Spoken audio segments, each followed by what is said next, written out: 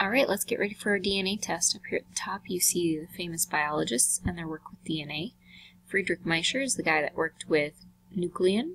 Rosalind Franklin worked on X-ray diffraction and was the first to see the double helix of DNA.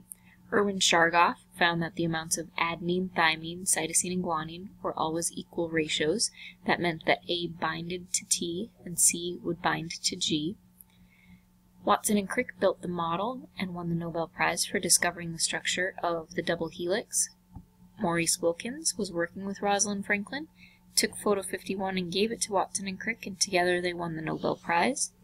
And Linus Pauling built a triple helix, which was an incorrect model, but he still won a Nobel Prize. The other scientist was Frederick Griffith, and he worked with viruses to find out what the transforming agent was, and we found out that that was DNA. DNA stands for deoxyribonucleic acid. It is a double helix, and it consists of 3 parts: sugar, a phosphate, and a base. The backbone is made of sugars and phosphates. The letters of DNA always pair up A to T, C to G. RNA stands for ribonucleic acid. It is a single strand or single helix. The 4 letters or bases or nucleotides are A, U, C, and G. U stands for uracil, and it replaces T when we're making RNA. The central dogma is what Francis Crick originally described as how DNA makes more DNA, then DNA makes RNA, and RNA is made into protein. The 3 steps are replication, DNA making more DNA, transcription, going from DNA to RNA, and translation, which is how we arrive at protein. So DNA replication, making DNA from DNA. It's unzipped by helicase. The matching strand of DNA is made by DNA polymerase.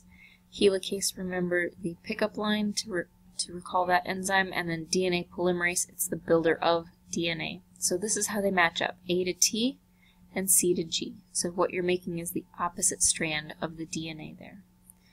The difference between the leading and lagging strand is that the leading strand is going to be copied smoothly in just one direction. The lagging strand is copied backwards in short chunks.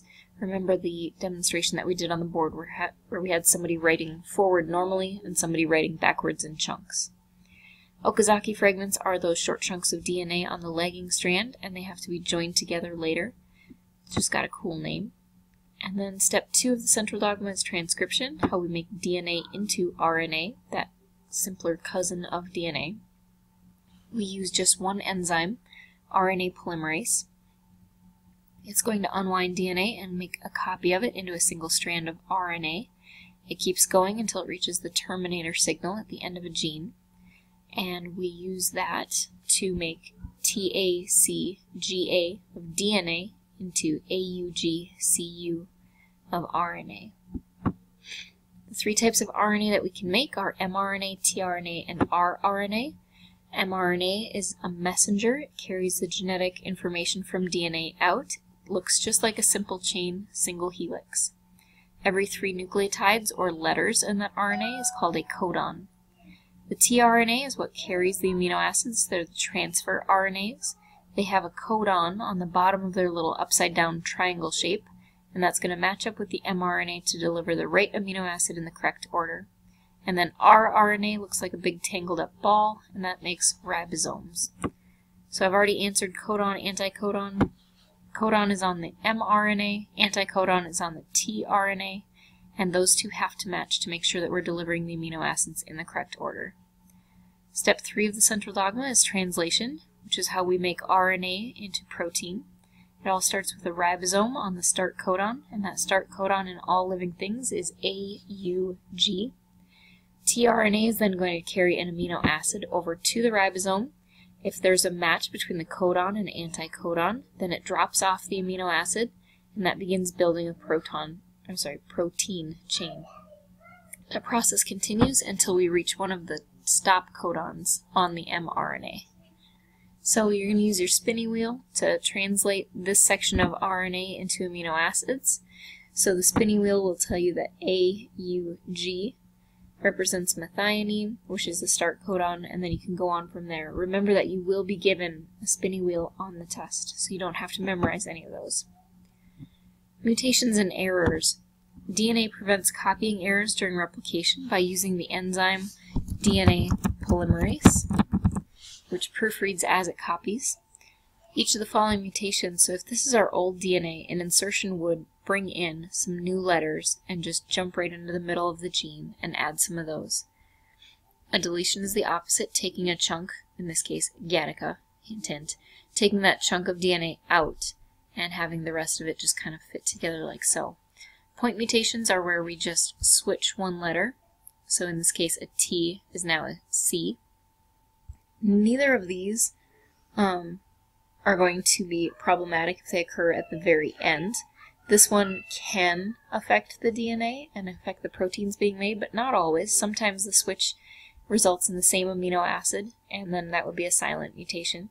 But up here, these insertions and deletions can cause frame shift, and frame shift does this. So a frame shift mutation is going to alter the way the gene is read. So in this case, here's our old DNA, and it's read 3 letters at a time when we make it into RNA. So it's UCU, CUA, UGG, so on and so forth. So if you use their spinning wheel, that makes these amino acids serine, leucine, tryptophan, cysteine, and then it goes on and it would make a bunch of others. Now if we've inserted some letters here, that's going to alter the way we read that frame. So we still start off with UCU, CU, but now we've got this weird extra, and there's a G there. So we're still making serine and leucine, but now with this insertion, we're also going to be making glycine, and then it throws off every other letter in the chain. See, back here was the AUG, and now it's showing up here. And because that frame has shifted a lot, we've now got serine, leucine, glycine, methionine, valine, serine. We're never going to make tryptophan. We're probably not going to make cysteine, and even if we do, they're way down in the protein chain. So if frame shift mutation is dangerous because it affects every single codon after the mutation. So if this occurs anywhere near the beginning of a gene, that usually makes a non-functional protein that can cause big problems for the individual. Good luck studying for the test. I'll see you tomorrow.